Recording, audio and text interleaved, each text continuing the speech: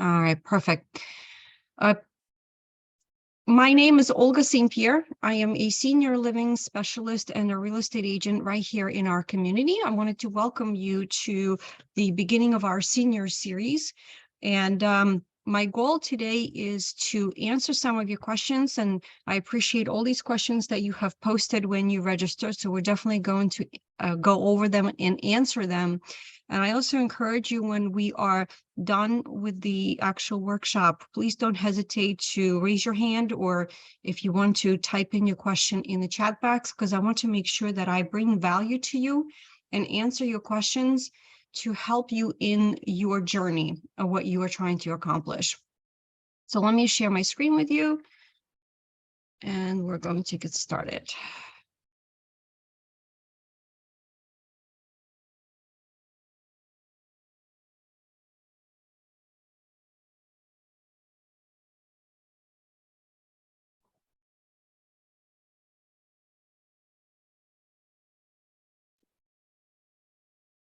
Just let me know that you can see everything okay.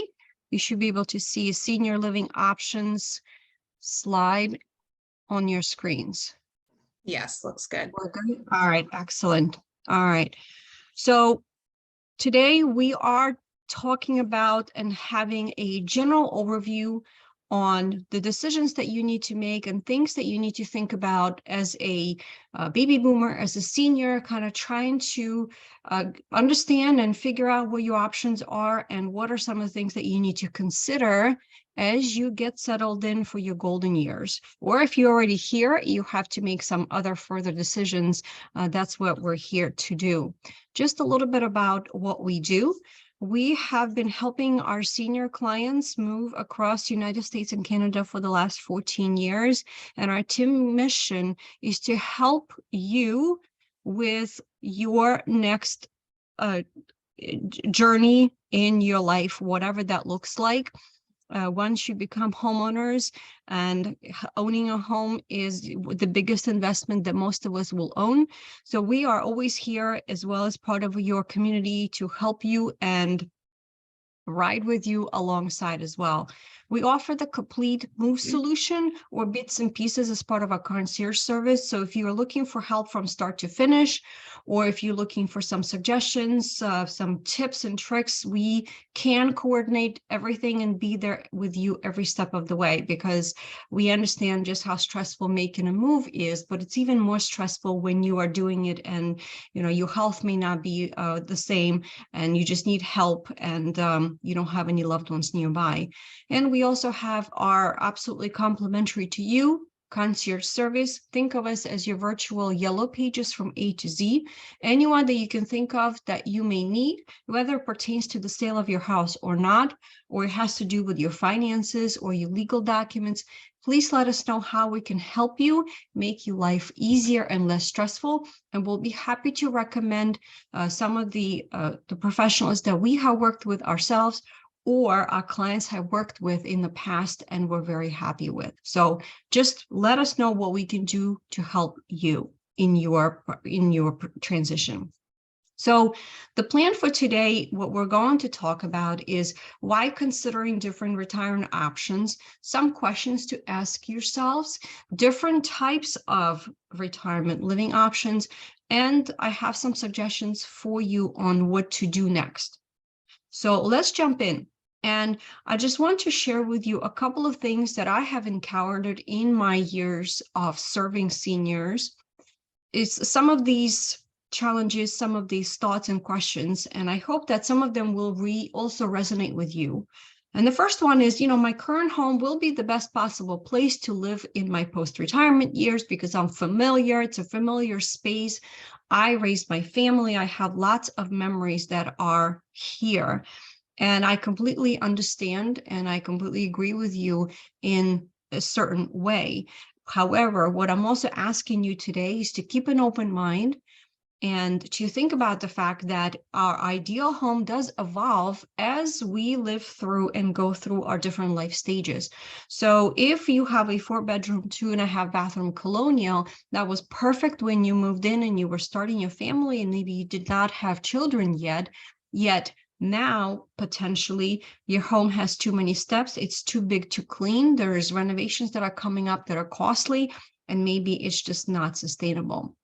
So what I invite you to think about is to see what kind of home would be your ideal companion for right now, would be the best shelter for you right now. And it's the one that's going to provide you with more freedom, more convenience, better care, and less worry.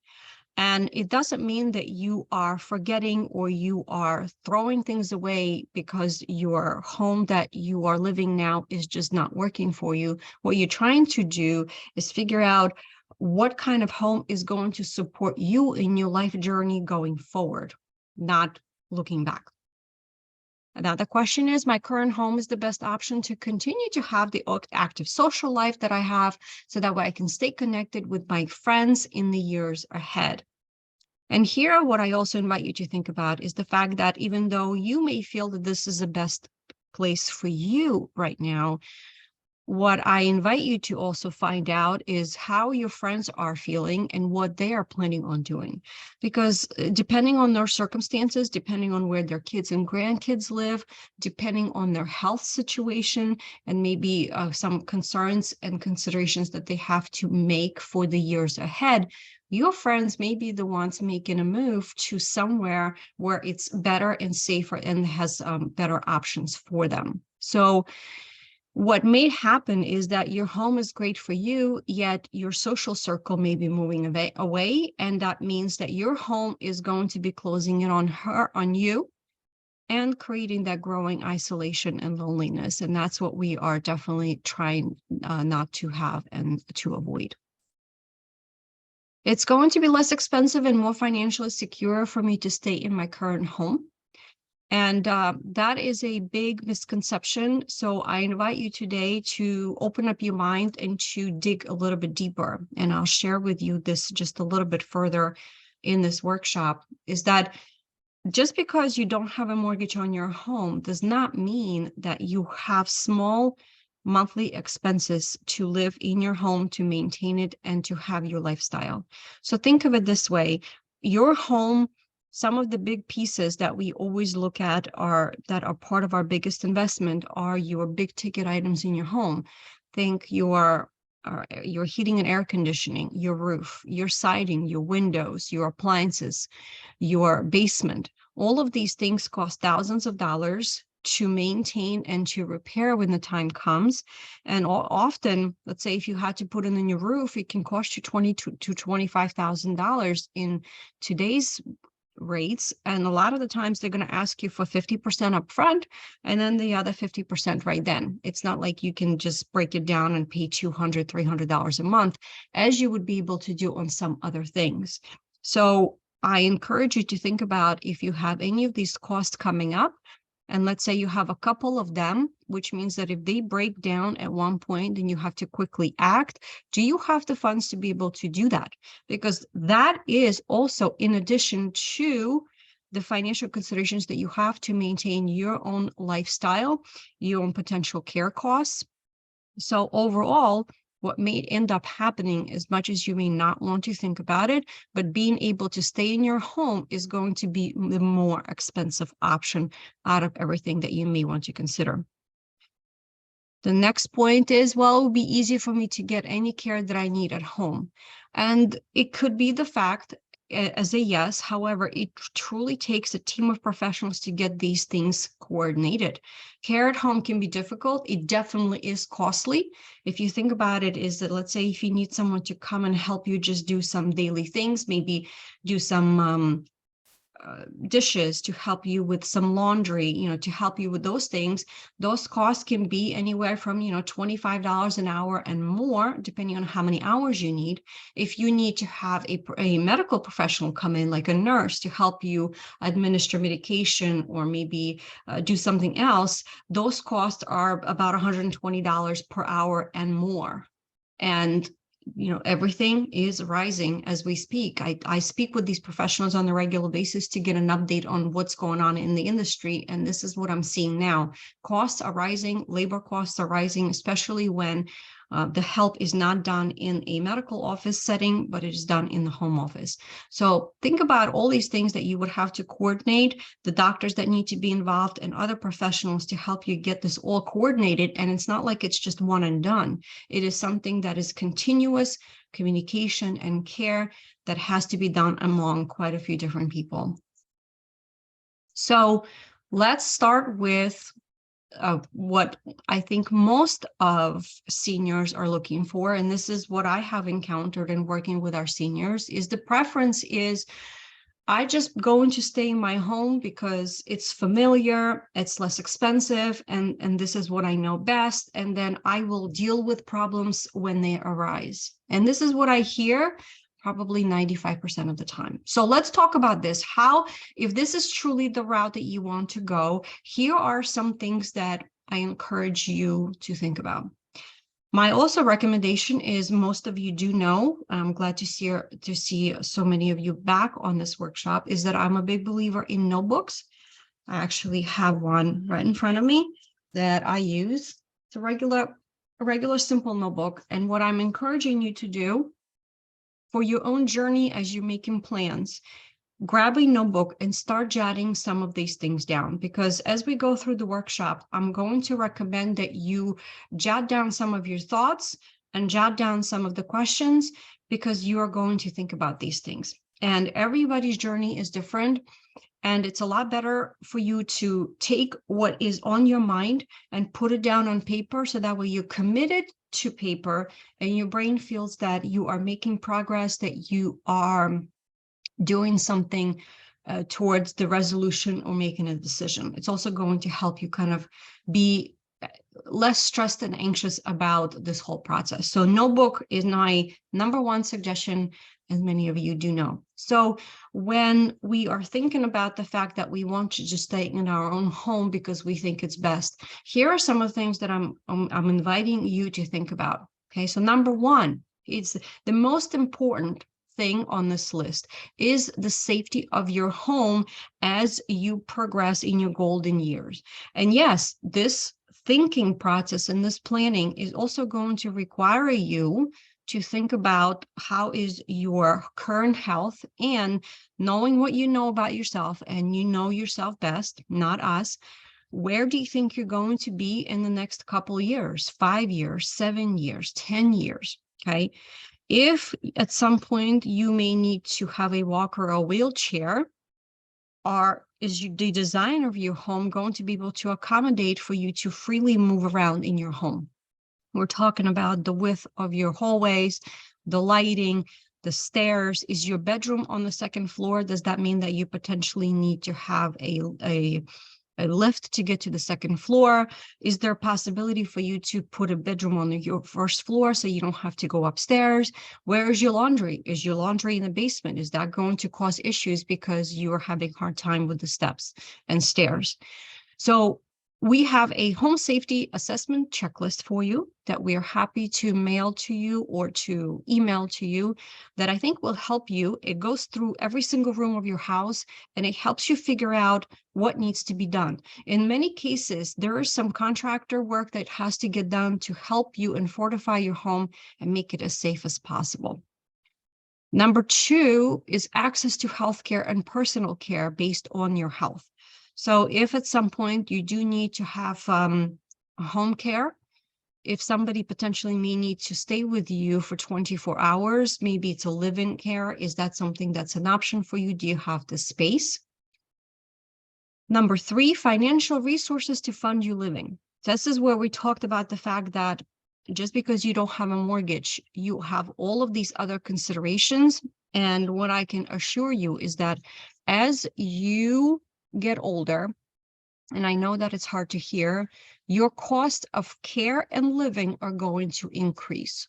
So one of the homework that I do recommend from this workshop is for you to sit down and review your finances, review your retirement accounts, review your insurance resources. So that way, when you have to tap into these resources because your insurance company is not paying for it, do you have the resources? And most importantly, how long those resources are going to last you.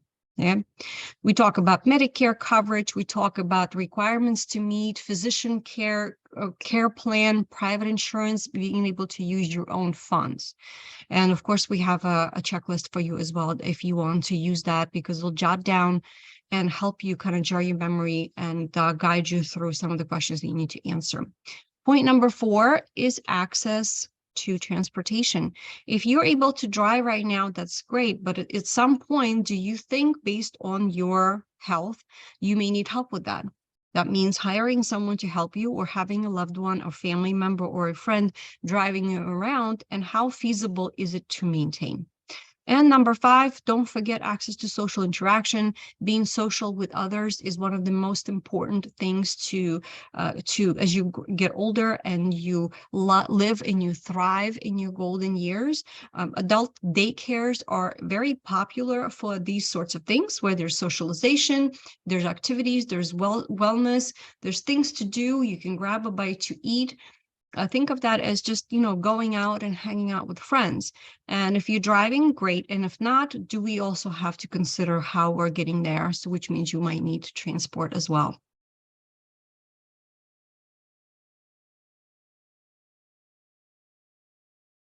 So when you are thinking about retirement living, these are some questions that I encourage you to look at and take the time to answer for yourselves.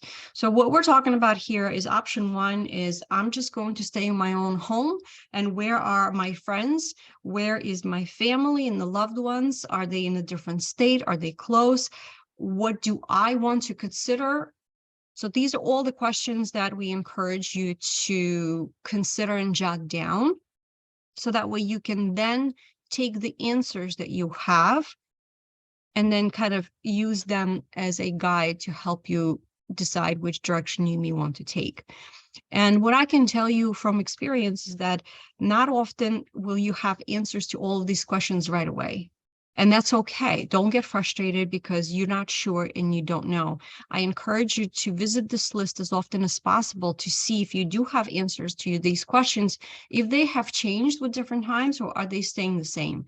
If they're staying the same and you're using your intuition and your first thought that comes to mind, that means that you're on the right path and it is truly something that is of concern to you. That means it should be addressed and put it like your top 5 list of things that are important for you. So this list should definitely be going in your notebook when you are trying to figure things out and trying to get some answers in the direction that you may want to go. I have a couple of slides here for you just to give you an overview, which I find helpful because there are lots of different senior options that are available. So as you are answering the questions and you're thinking ahead of what you think you may need and where you may be in the next 5 to 10 years, this is just a great general resource for you to use as a guide. So think of it this way. Depending on what is important to you, you can look at this and say, okay, right now for the next couple of years, what's important to me is my health is great. I'm just going to want some personal interaction, and an adult daycare is a great option for me. Or you may say, you know what, in the next couple of years, I definitely just want to stay independent, but I know that my loved one, my husband, my partner, health is not quite where it needs to be. And we're probably going to need some assistance, maybe some personal care. And we are solid on our finances and we just want to stay in our home for a little bit more time. That means that personal home care may be a good option for you. If you're at a point where your home is just it has great memories, yet it's more work and stress for you than what it is, because you don't want to do stairs anymore. The yard is too big. You don't want to clean the whole house anymore. It just become too much and overwhelming. Then perhaps selling that home and moving into an independent living community is a good option for you. It's stress-free living in the sense that you don't have to worry about cutting grass. You don't have to worry about snow. There are community activities where you can go use a pool, you can go to the wellness center and do some exercises, you can join some of the social clubs and have that social interaction that is available. So that's part of independent living. So as you need more care, you are going to go into a more assisted living options. So basically, when you move from independent living into assisted living, into life living, into, of course, memory care, and some, a place where you might need care 24 hours, those are the ones that are going to cost you the most amount of money. And my recommendation to you, as you start thinking about, let's say you are thinking about some of these senior communities, and when you visit them, make sure that you visit them and ask them, what do they have in terms of transition services? If you have to transition from independent living to some help, can you stay in the same place and just transition to more care, or would you have to move? So that is something that we also cover in more detail when we actually talk about different communities in our senior series as well. Here's another great visual for you to kind of help you understand in terms of costs. As you can imagine, the more care you need, right? So if you head over from this bottom left corner and you head out to the right, and the more care that you need, the more assistance that you need, the more expensive it's going to be. So the most expensive places are your dementia, Alzheimer care, which is memory units, and your nursing homes where you are looking to have 24-hour supervision with medical attention as well as personal attention. And of course, the lowest cost is going to be being in independent living and just having some socialization at the adult daycare. So let's talk a little bit about what each community has. What does that mean when you were talking about independent living community? These are these are the communities that truly give you the most independence and stress-free living. So think of them as somewhere where some of the exterior maintenance is done for you. You don't have to worry about cutting grass. You don't have to worry about taking care of snow in the wintertime. Some of them are age restricted, which means that all of the residents are around the same age, 55 plus age. There are different options that we have available in our area. Some of them are 55 plus rentals, where you just live in the apartment that has a balcony perhaps, and then it has some communal areas like a pool, maybe a gym. Of course, you can also find a 55 plus condo where you own this unit and it's yours. There are single family homes that you can purchase. So lots of different things. Some independent communities are also part of a campus, which is called a continuing care retirement community. Think of that. I think one of the easiest ways I can explain it is when continuing care retirement community is like a college campus. You have different schools, right? You have a school of business. It could be your independent community. And then you have school of education where it's going to be your assisted living. And then another building is going to be like a nursing home because you need more care. So as you transition and you need more and more help, you're either able to stay in your current place and you get more care, or the community helps you move from one building to the other, yet you are in the same space still. So these communities often are filled with great amenities. You may choose to be in the community that is next to a golf course, other recreation facilities. There's lots of entertainment options, and maintenance a lot of times is taken care for you, which is one of the big anxiety and stress relievers for you. We do have a checklist for you. So to each community that you go, my recommendation to you, visit as many of them as possible if you know that the area that you may want to be in, and you visit them. I have connections with many sales directors with the communities in our area, and they're always open and say, please stop over. We will take you around, show you around. You can talk to residents, how they like living here. What are some of the things that they don't like? You can definitely ask those questions. And I encourage you to do that, because every community is going to be different, and you can see and get a feel for each community and see if it's going to fit your needs. Assisted living communities, as I already mentioned to you, are perfect for individuals who need assistance with activities of some daily living, but still prefer to be independent. Okay, so a lot of times we're talking about a little bit of personal care, maybe help with cleaning and laundry, and doing some personal things, and maybe a little bit of some healthcare needs, right? Maybe reminders of medications, maybe administering some things.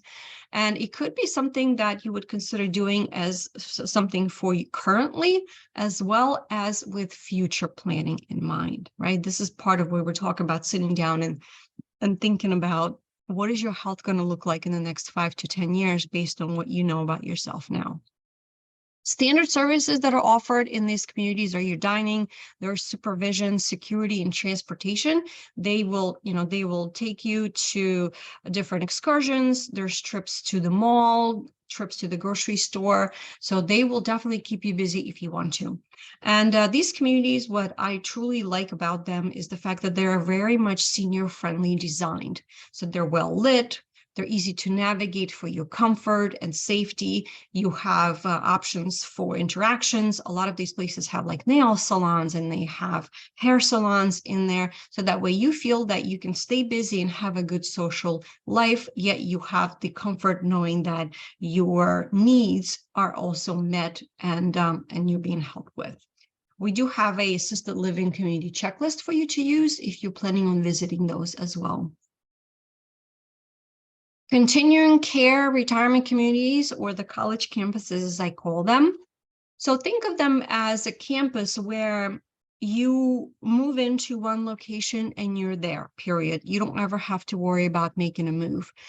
These often have long-term contracts that guarantee a shelter over you, a roof over your head for the lifelong, however many golden years that you desire. And they have a combination of different options. That's where I was mentioning to you, like a different schools of business and education and sciences, where they are independent living, assisted, and then skilled nursing, depending on your needs. What I also like about these is that they offer different a la carte menu. They also have different types, and you can pick different plans depending on what you need now and also what you may need in the future. Lots of great opportunities and services and amenities, social opportunities, fitness and wellness events, educations, culinary experiences, of course, housekeeping, interior and exterior maintenance. There's nothing that you need to do, and great healthcare choices. So again, you need to know what your financial situation is to be able to figure out if this is a good option for you, because often these big campuses do require a substantial down payment, a substantial deposit for you, as well as a monthly cost to be in these communities.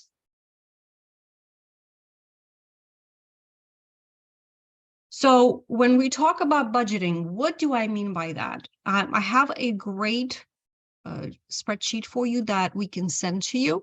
And what I encourage you to do is take this as part of your planning.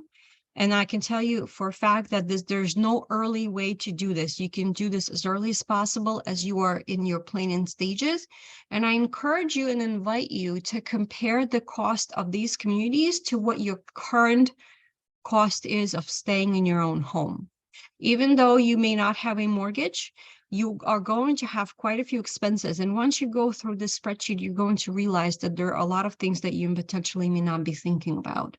So you need to compare what you currently have as part of your expenses versus what your monthly fee is if you are staying at one of the senior facilities. And please let us know if you want us to send these to you so that way you can get started in your planning process.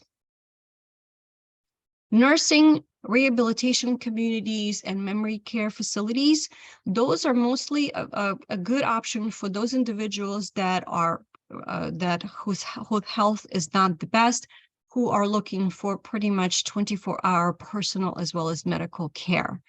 And these are the most expensive communities that I have seen.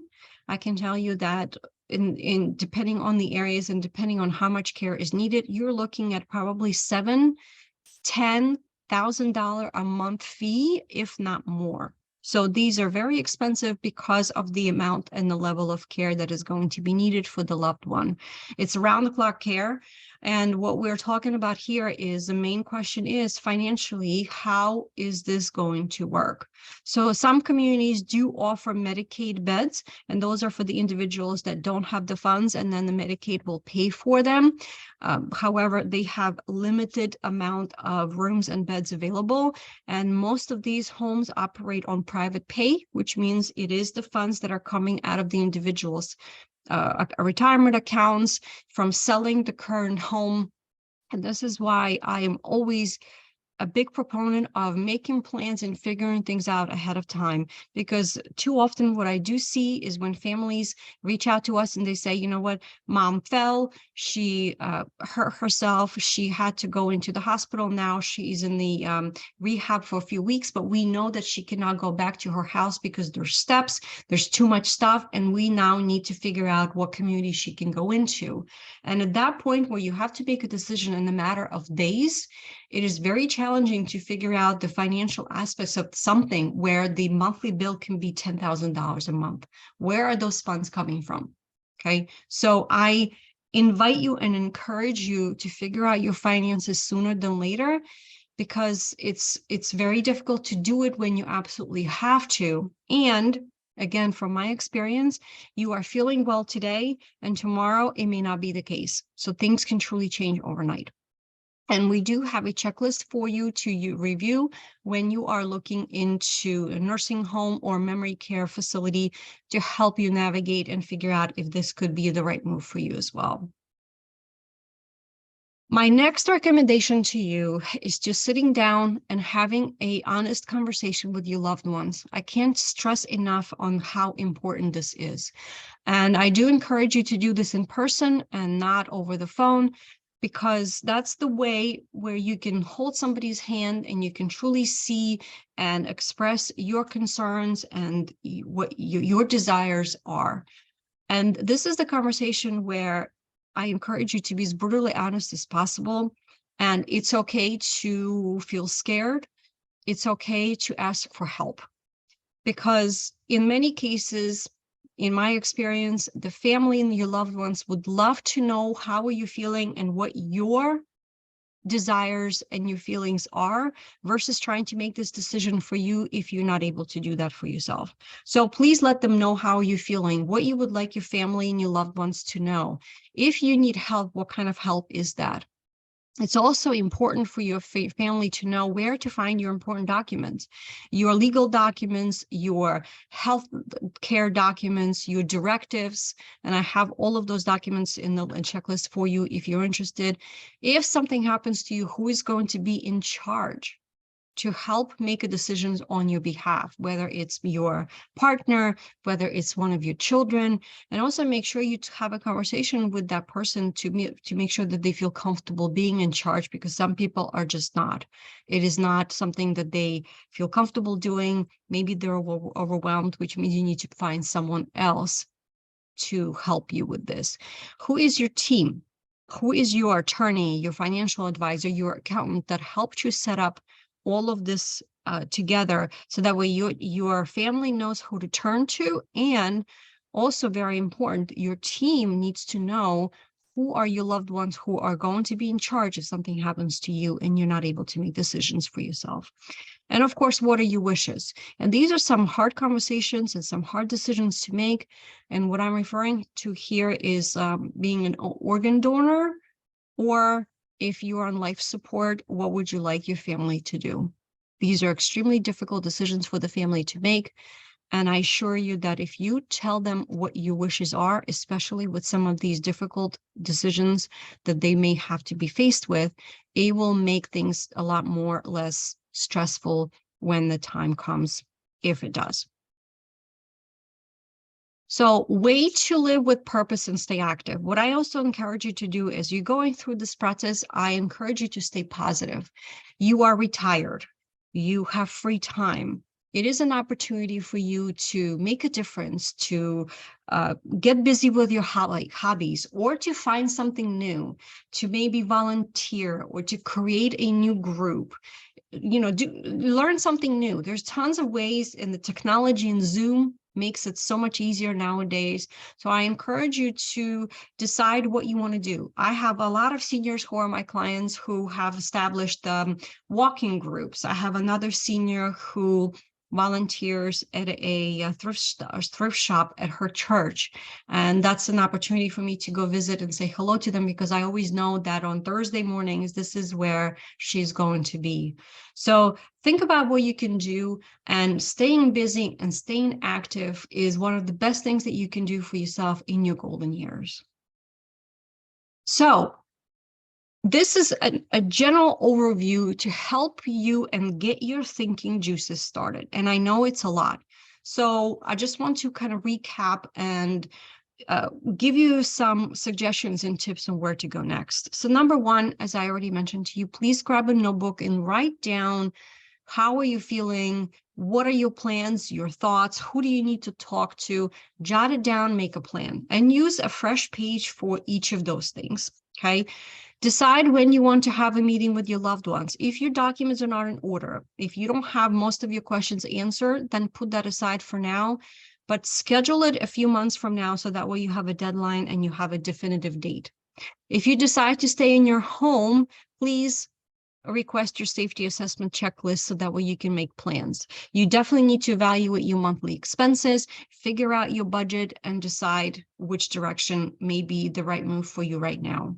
If you decide that a retirement community is a better option for you, then please let us assist you and bring those checklists with you. Visit at least 2 or 3 or 4 of the same type of community, so you can get a feel for how different they are and what they offer, so that way you can get familiar. And then when the time comes you need to make a decision, you have your notes, you have your contact information, and make sure that you ask all the questions, so that way that will help you making your final decisions. And of course, this is the beginning of in our senior series. We dive in more and deeper into some of these conversations, helping you getting your home ready to sell when the time comes, helping you age in home. We dive in deeper into some of these important details.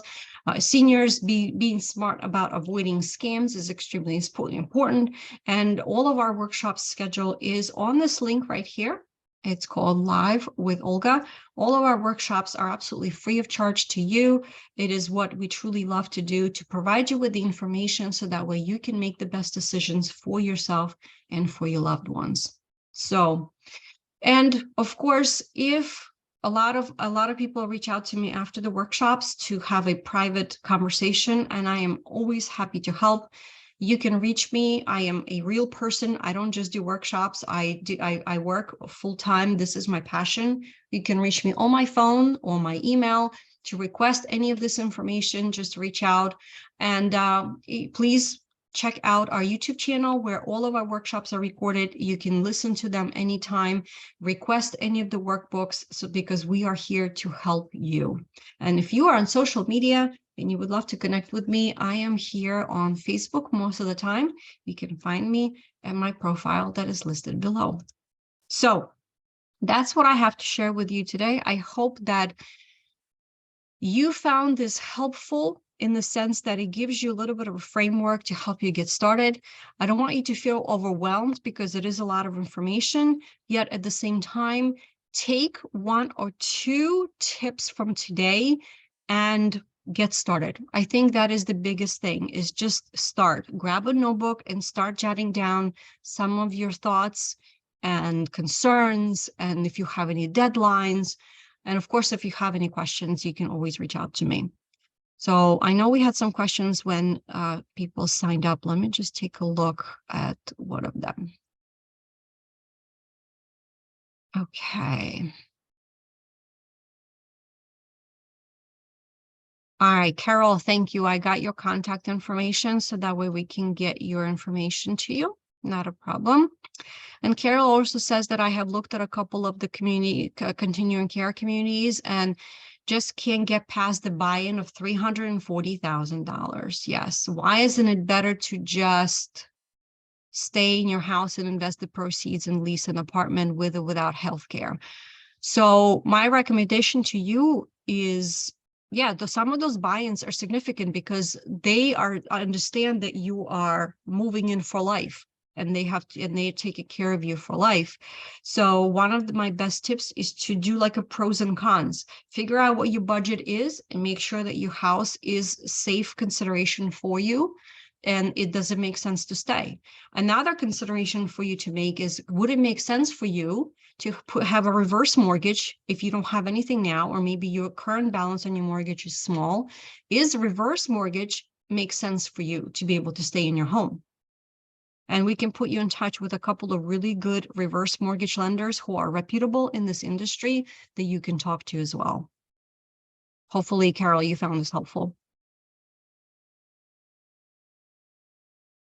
All right, let's see what Yes, else. thank you. Okay, great. Yes, thank you, Carol. Anybody else has any other questions that you can think of?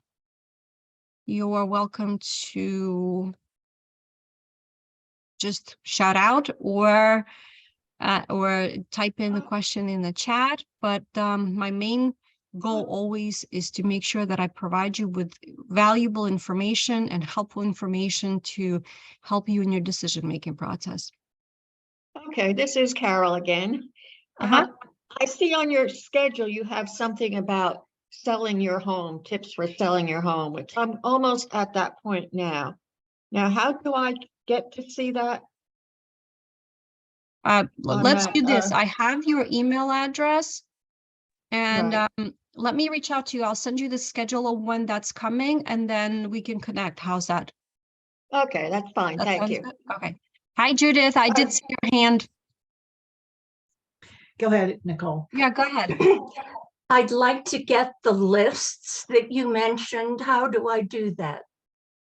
Okay, so are you able to type in your, let me just see. I'm just going to.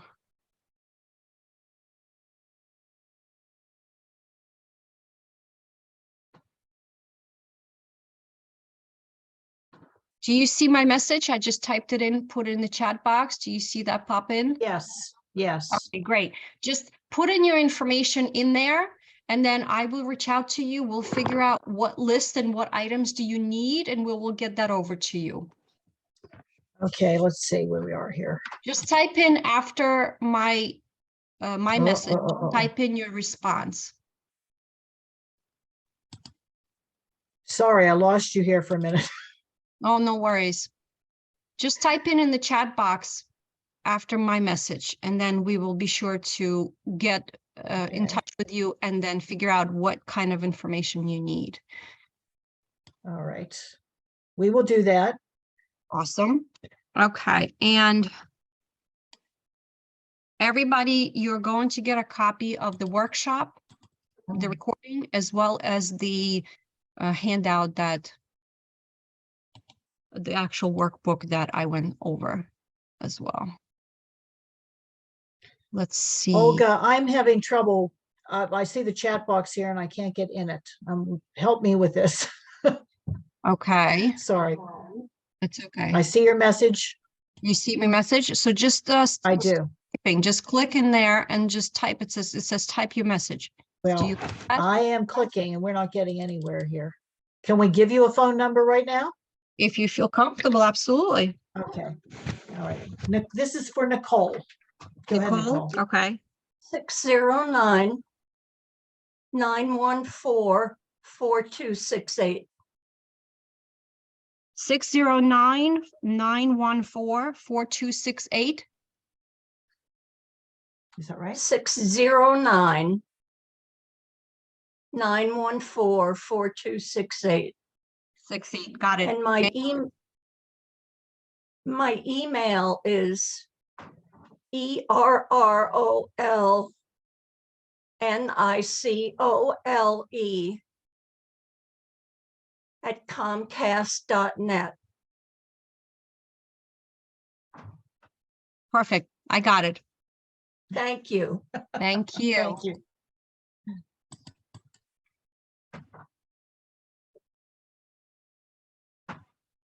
All right. Anybody else if you need any forms, when we send you a copy of the recording to your email and a copy of the workshop, let us know if there's any documents that you want us to send to you. We have a few. They're always helpful, and we are happy to either mail them to you or email them to you. So we'll definitely reach out. Thank you. Absolutely. A lovely lady whose name is an iPad. We can get the information to you unless you give us your secret name. Okay. I sent you a message in the chat box. Do you see it? If you click on your chat.